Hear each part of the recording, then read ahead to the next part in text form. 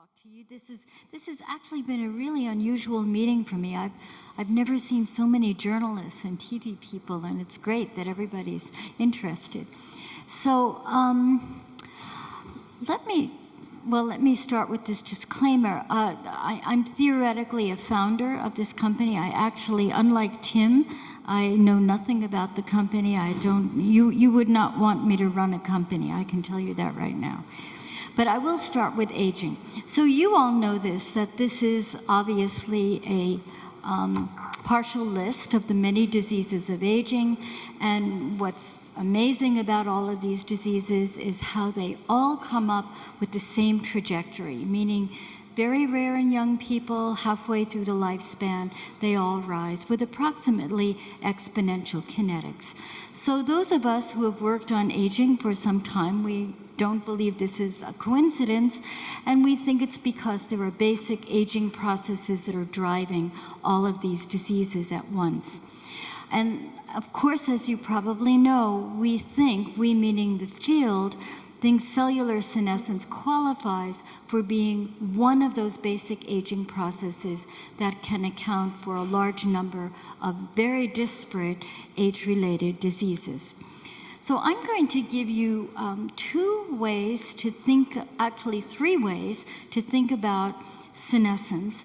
And the third way is, I think, something that we have to pay quite a bit of attention to.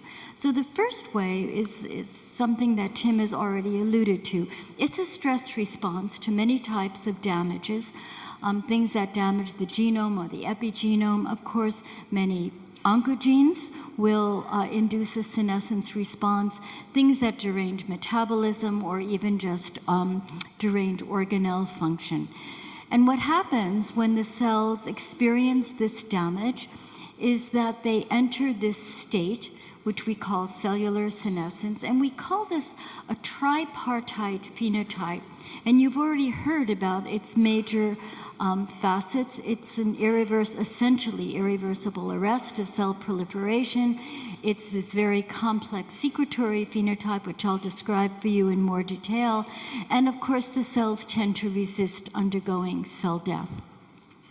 So the point I want to make about this is that many of these things, of course, happen with age. And the hypothesis is that it's these types of derangements that drive the pro-aging phenotypes of cells.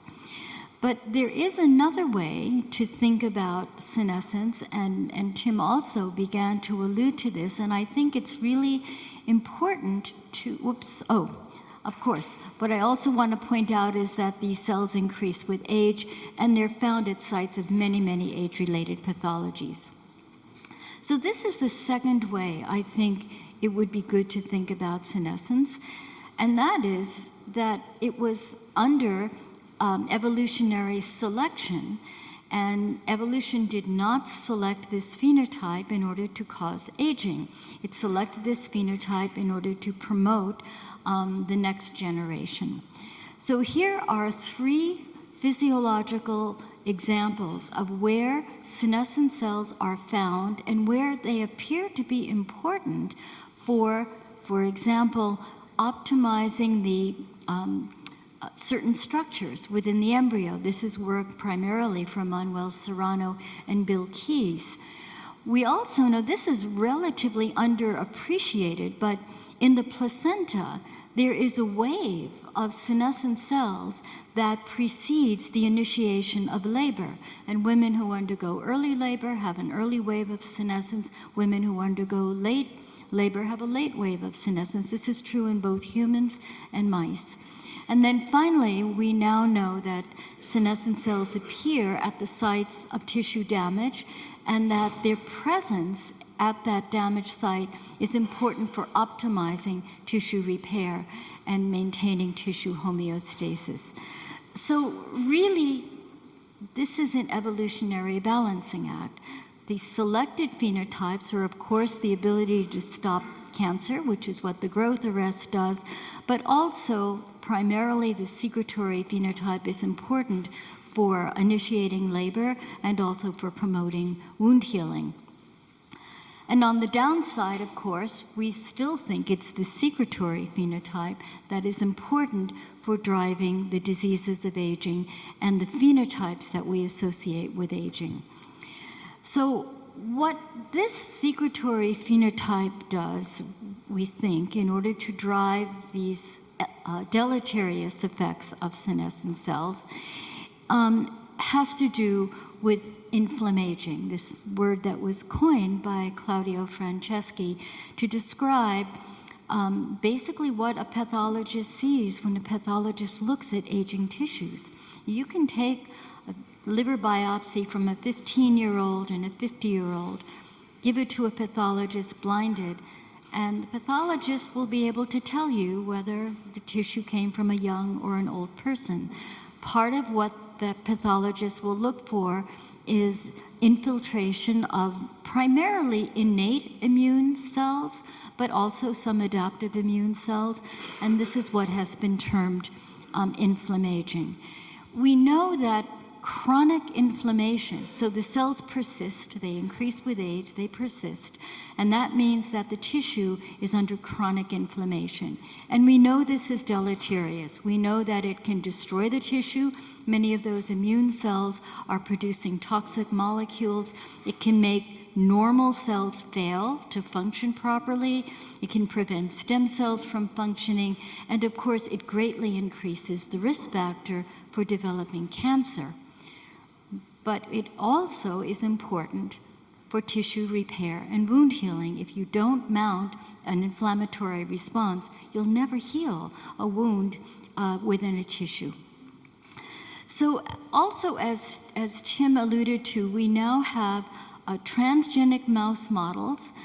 There are two major ones, one that was developed by the group at Mayo, Jan van Dersen and Jim Kirkland, and one developed by our group, that enables us, by virtue of a transgene, to selectively eliminate at least a major fraction of senescent cells. These all depend on the P16 promoter, so they're P16 positive senescent cells. And I will point out, not all senescent cells are P16 positive, just as not all P16 positive cells are senescent.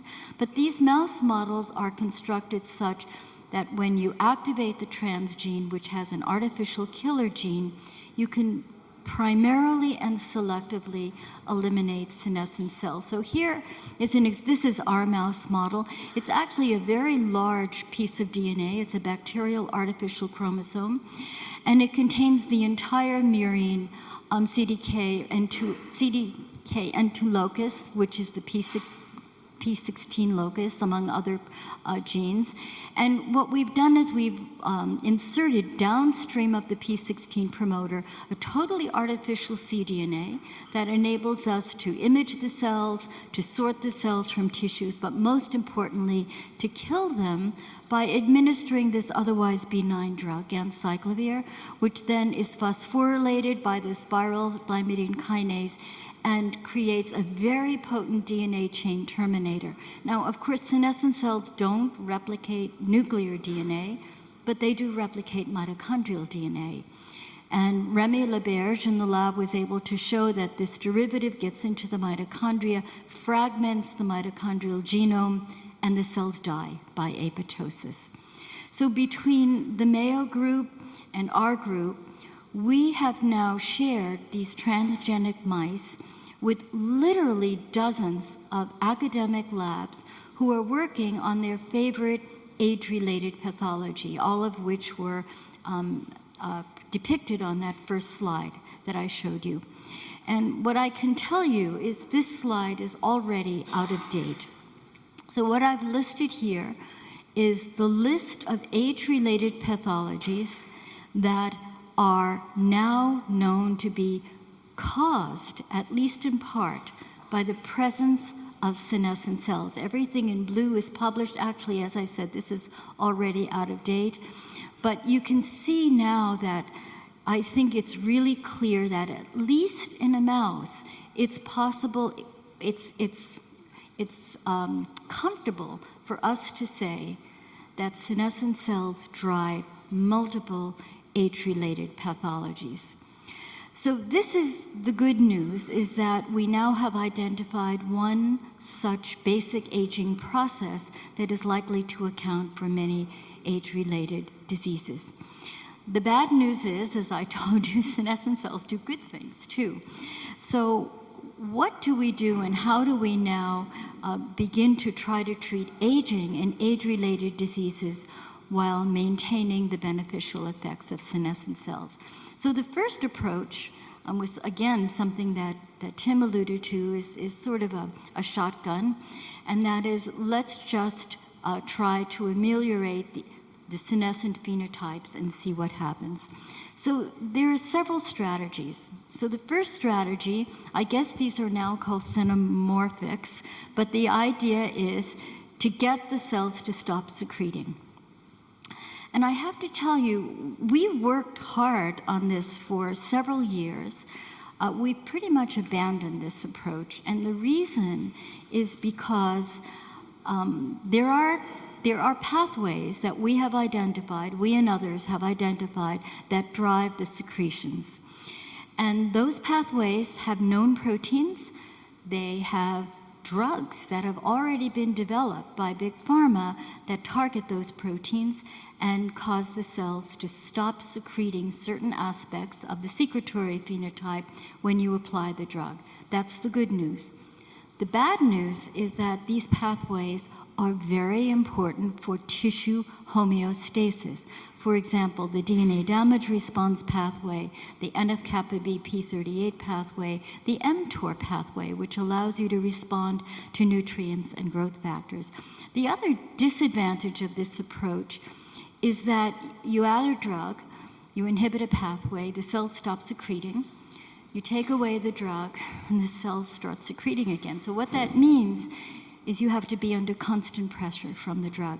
And although I know pharmaceutical industries hate when I say this, there really is no such thing as a perfectly safe drug. So you want to minimize exposure to a drug. And we thought this was really not an ideal approach. We thought a better approach was sort of to try to develop ways to kill the cells. This is, of course, what our transgenes do. And the approach is a little bit better because what that means is that you can kill off senescent cells with a bout of a senolytic, but then you don't have to keep the organism under constant pressure from the drug. You can wait some time, eventually the cells accumulate as the organism ages, and you take another dose of drug. So intermittent dosing. So as you heard, and you've heard a lot at this meeting, these drugs that can target senescent cells are definitely on the horizon for humans. They've been shown to work, there are several of them now that have been shown to work in mice, and the first senolytic drugs have already been put in humans in phase 1 clinical trials. So the idea is that these drugs are likely to, probably everyone in this room will live long enough to see these drugs being prescribed for something. We don't know whether it'll be for aging. If Nir has his way, it'll be for aging, but at least it'll be for specific age-related diseases, and will probably have multiple effects. So this is really exciting. I think it will promise to extend health span of humans in a way that has never been done before. But there are challenges, and what I'd like to do now is take the next 10 minutes to talk about what I see as the challenges and ways that we might harness our knowledge to try to overcome those challenges. So the first point I want to make is that senescent cells they're metabolically reprogrammed. They're consuming energy, they're secreting, they're transcribing all these novel genes, they're secreting them at a high rate. So they're energy consuming and they're also energy demanding. So one approach that several people have thought about, academics as well as some companies have thought about, is to try to use what we learned from cancer, because you'll remember that cancer cells also in many ways undergo metabolic reprogramming. And there are certain metabolites that can be harnessed to try to derange that dependence on this new metabolism. And I think this is a promising area. It's just beginning to be developed now in the field of senolytics. The other challenge is that when we and Daniel Paper and Jesus Gill first described the secretory phenotype, we all described somewhere between 20 and 40 individual proteins that the cells were secreting. Well, we've now done lots of unbiased mass spec analysis, and I can tell you that number has increased by at least tenfold.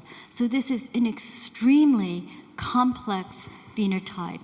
And it's going to be a challenge to try to understand which of these hundreds of proteins that the cells are secreting are important for the beneficial effects or the deleterious effects, or in some cases, maybe are neutral. The third point that I want to make is that, and I'll show you some data on this, the senescent phenotype is surprisingly heterogeneous. Even when you control for environment and genotype, it is not a simple case of all of the cells responding in concert.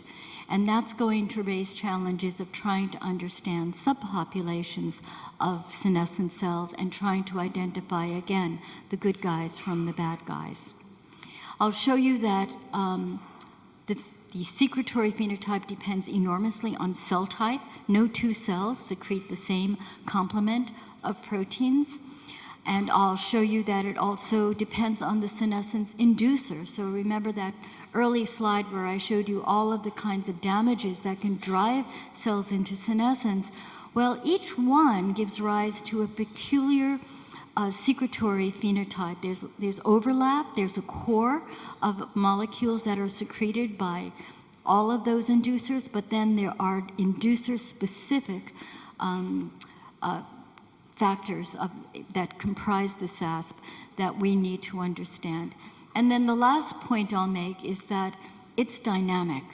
We know for sure it's dynamic in culture. We suspect that's true in vivo, although we don't have any hard proof. But this is going to be an issue when it comes to understanding the timing of dosing senolytics. So let me just show you a little bit of data to support some of these points. The first has to do with cell type matters. This is actually an early experiment that was done by Jean-Philippe Coppe when he was in my lab, but it's been followed up by Marco Di Maria, who now has his own lab in Groningen. And what you're looking at is an antibody array where yellow means highly secreted and blue means lowly secreted. And this antibody array is from fibroblasts and epithelial cells isolated from the same tissue of the same individual. So same genotype, same tissue, but different compartments, the stroma versus the epithelium. And you can see that there are things that are stromal specific, there are things that are epithelial specific, and this is true now when we look at things like endothelial cells, even understanding subcutaneous versus visceral fat, we see differences, cell type specific differences. And this is just RNA-seq data showing that if you compare, for example, human fibroblasts with human astrocytes induced to senesce by the same means, ionizing radiation, there's only about 50% overlap. That's part of the core. And 50% are distinct for different cell types. And the same thing is true if you compare human to mouse fibroblasts, for example. The second point I want to make has to do with it being dynamic. I think this is an underappreciated attribute of the senescent state. And this is one example. These are human lung fibroblasts in culture that have been induced to senesce by ionizing radiation. And it shows the profile of expression of two different genes. This gene codes for a leukotriene, and I will remind you that this leukotriene is profibrotic. So initially after the damage, you get a profibrotic response with this leukotriene, which then declines, and then there's a second wave of expression, and then eventually this declines to baseline levels. This is the expression pattern of a gene that codes for a prostaglandin, which is antifibrotic. And you can see the difference. There's nothing in the initial stage. So initially, when there's damage, you want a fibrotic response, and then you want to resolve the fibrosis, and that's probably what this prostaglandin helps to do. What's interesting is when we look at lung fibroblasts from patients with idiopathic pulmonary fibrosis, we see this pattern just fine, and this pattern is completely blended. And so it suggests that there may be some real biology between the timing at which different components of the senescent phenotype is expressed. Here are two other examples. This is a RAS-induced senescence of human fibroblasts 4 days after the oncogene was expressed and 7 days after the oncogene expressed. And you can see there are distinct sets of genes, and sorry, this is protein, this is mass spec data, that are peculiar to the early versus the later responses to this oncogene. And then finally, I'll show you, this is actually work that was funded by SENS. This is the response of a protein called MIC-A to doxorubicin, which is a DNA-damaging agent and induces senescence in these cells. And what you can see is that MIC-A is initially induced after 7 to 10 days, and then it declines. So why is this important? MIC-A is a ligand for natural killer cells, and we know from Scott Lowe's early work that one of the immune cells that clears senescent cells are natural killer cells. And you can see initially the cells are sensitive to killing by natural killer cells, but after some period of time, 30 days, that susceptibility to natural killer cell killing declines. So again, timing is going to be important. And I think the last point I'll show you some data on has to do with this surprising heterogeneity. So we did the following experiment. These are human lung fibroblasts, so same genotype, in culture, same environment, and what we did is we induced senescence with doxorubicin or not. But then we did single-cell transcriptomic analysis. So many of you probably are familiar with this technique, but for those of you who are not, this is the so-called T-SNE plot. At low resolution, every dot is a cell, and what we've asked the algorithm to do is to simply group the cells by color based on the similarities of their transcriptome. And what you can see is that the control cells that are not senescent separate very cleanly from the senescent cells. That's no surprise. We know that lots of different genes are expressed between these two cell types. But now what you can do is increase the resolution and ask within these populations, are there subtypes that are clustered by virtue of their similarity? And this is what you get. This is really amazing heterogeneity. You can see, especially in the senescent compartment, there are subpopulations of senescent cells that are quite distinct from the others. And I think the challenge now is going to be able to understand what those gene expression patterns are, attempting in the end to identify novel targets so we can target, hopefully, those subtypes, so those subpopulations that are deleterious or tissue specific. So we now have lots of senolytic drugs. You've heard about some of them here at this meeting. There are others, unfortunately, that Paul Robbins couldn't talk because he has another class of senolytic drugs. What all of these drugs have in common is none of them can target all senescent cells. So in some ways that's good news because there are times you may not want to target all senescent cells. But it's also bad news because it means we're sort of groping in the dark. We don't really know what we're targeting when we add these drugs. And so we really need much more knowledge about specificity. I'll just end with this figure. This is from Jan van Dersen's paper when he described the health benefits of eliminating senescent cells throughout the lifespan of his mouse. So here are his untreated mice. Here are the mice in which he's eliminated senescent cells starting about middle age, constantly eliminating them. So there was, of course, an impressive increase in median lifespan, and these animals indeed were healthier. But there was really no increase or decrease in maximum lifespan. So maximum longevity was not affected. Now, there are two possible explanations for this. One is that there's something peculiar that's killing these animals. We need to find out what it is so we can make this curve come way out here. I don't think that's likely.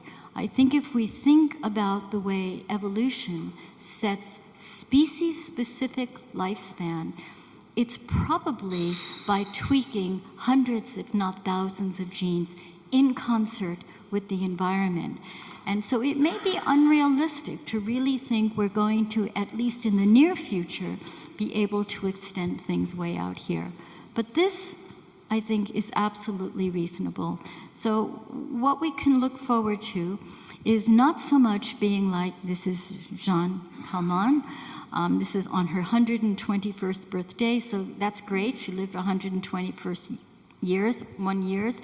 She was partially blind. She had severe sarcopenia. She had osteoporosis. I mean, I personally would not want to be 121 like she was, but I think we want to be like this guy. So this is Thurgood Marshall. He's the first Black Supreme Court justice elected to the United States. This was in the 1960s, and it's a lifetime appointment. So someone had the nerve to ask him how long he plans to live, and his response, I think, is something that maybe we can hope for. So I will stop here and list all of the current people in the lab, a great group of collaborators and past lab members. None of this would have been possible without them. Thank you.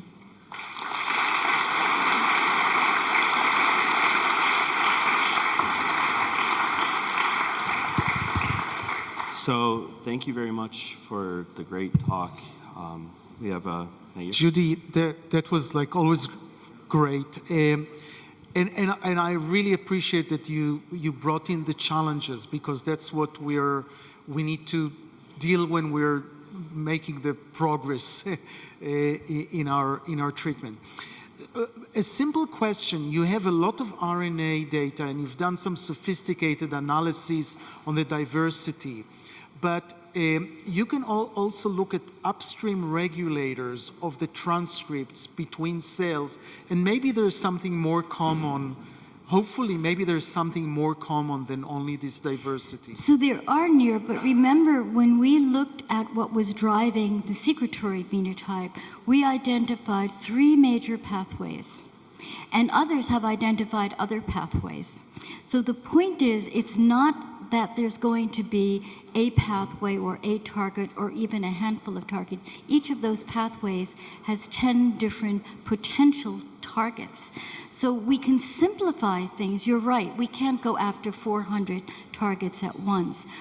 By working upstream, we can target part of the secretory phenotype. But I honestly think as we drill down now into our single cell data, we're going to find that the strength of those pathways is also heterogeneous. And that means that we have to know which populations to target. That's just my gut feeling based on no data right now.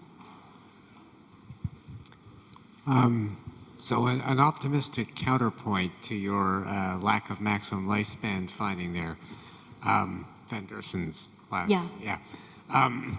So that was with his P16 ablation system. Yes. Now, there are two other groups that have used drugs to look at lifespan. Yes. In one case, the flavonoid fisetin, Yes. and in the other case, dasatinib plus quercetin. Yes. And certainly in the fisetin case, there was a pretty reasonable-looking increase in maximum lifespan and a late life lifespan that looks suspiciously like it might be a maximum lifespan effect with the dasatinib plus quercetin. So maybe it's just something about P16 as the blunt force target. Yeah, and so, not something so, about. so let me counter that a little bit. First of all, these were mice. Second of all, they were genetically identical, and it varies enormously with genotype. And third, the world record for extending lifespan in C. elegans is tenfold. Tenfold. If you go up the evolutionary scale a little bit to a more complex organism like Drosophila, it's twofold. And if you go to a mouse, 20%, you have a paper in Nature, Cell, and Science all at once. So I think evolution is telling us something, and I think we should not ignore it. Okay, it's a deal. There's a question over here. Hi, I was just wondering when you're using natural killer cells to attack the senescent cells, whether you ever perhaps looked into receptors on the natural killer cells, like KIR or other receptors that kind of bind to HLA and then interact? Yes, it's actually more complicated, and I glossed over it. So we have data to show that early on, many senescent cells, not all, but many senescent cells express ligands for the activating receptors on natural killer cells. But there's a subpopulation of senescent cells that express ligands for the inactivating receptors on natural killers. So HLA-E, for example, this is a collaboration with Arne Apgar. So again, it's heterogeneity, right? There are some cells that will be immediately attacked by natural killer cells and some that will be immediately resistant. We don't know what happens over time to, say, HLA-E expression. Thank you very much. So on the last slide, you showed that there was no extension of a maximum lifespan. The question is, do you think it might be because the protocol you apply is not optimized in the sense that you need to treat in particular time points or certain number of times? And also to that question, there was a publication recently by Yuri Allen, I believe. So they modeled the dynamics of senescent cells elimination. Are you aware about this? And No, I'm not. But what I will say is, yes, you're absolutely right. First of all, this is very early days. We have no idea even how to optimize treatment of mice, much less humans. So we're going to have to find that out. And secondly, again, mice are weird creatures. Actually, some of you in the audience may know Richard Miller, and he calls C57 black mice MLTs. Mouse-like things, because they bear so little resemblance to wild-type mice. So there could very well be genotypic and treatment protocols that need to be optimized. I agree. thanks. There's a question.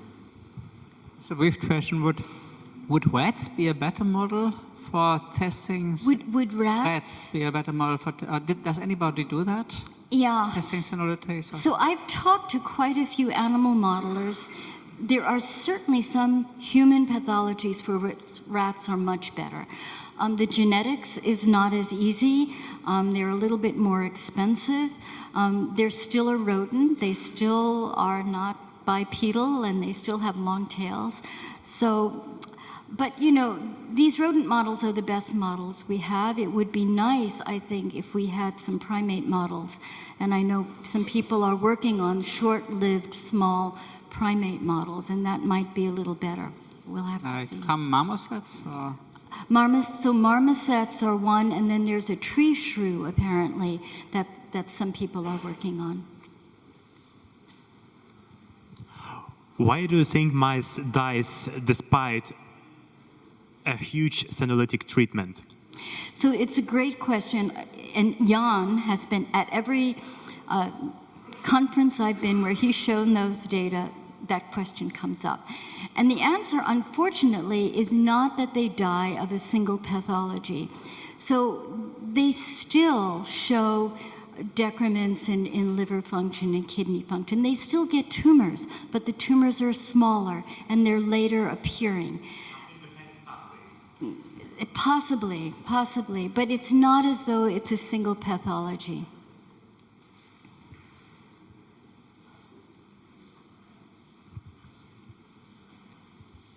I was wondering if we're just talking about different model organisms and primates as well, and I was just wondering if you have anything in the works to work with primates in the future, near future, and I'm also wondering if you've considered African green monkeys. No.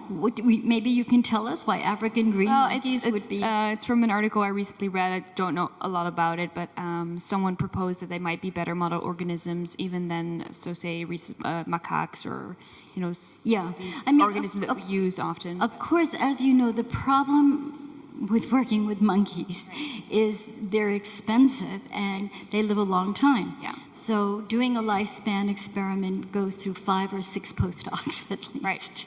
Yeah. So do we have any other questions for Dr. Campisi? Thank you very much. So you say that the one of the intervention of senolytics could be suppression of SASP, but a few papers actually said that like the SASP may be the positive feedback of senescent cells to maintain the senescence morphology.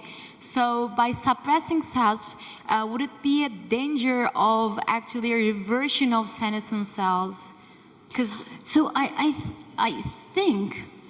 think this is not hard data, because if you treat senescent human fibroblasts and epithelial cells with rapamycin, so you suppress mTOR activity, the cells do get smaller.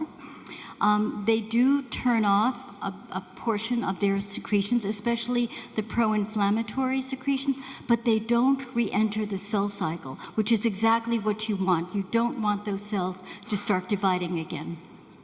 I think we have time for one more. Is that okay? Yeah. This gentleman right here. I was curious, is it possible to track the levels of senescent cells, whether they are SASP or not, dynamically in real time in like a patient or model organism, or a aging clock cell, or just to get a live read out of the levels of the senescent cells at any given time? Well, our transgenic mouse has a luciferase, which allows us to identify senescent cells by luciferase luminescence. It's not ideal because it's renilla, which is a weak emitter, so we tend to get mostly skin and visceral fat. There are new mouse models that are now being made by both us and Jan van Dersen with better reporters. So in mice, we can do it, but it's not ideal. In humans, I don't know of any way, but I've heard rumors that people are thinking about about PET or other forms of imaging. Yeah. So I would like to thank Dr. Campisi for her time.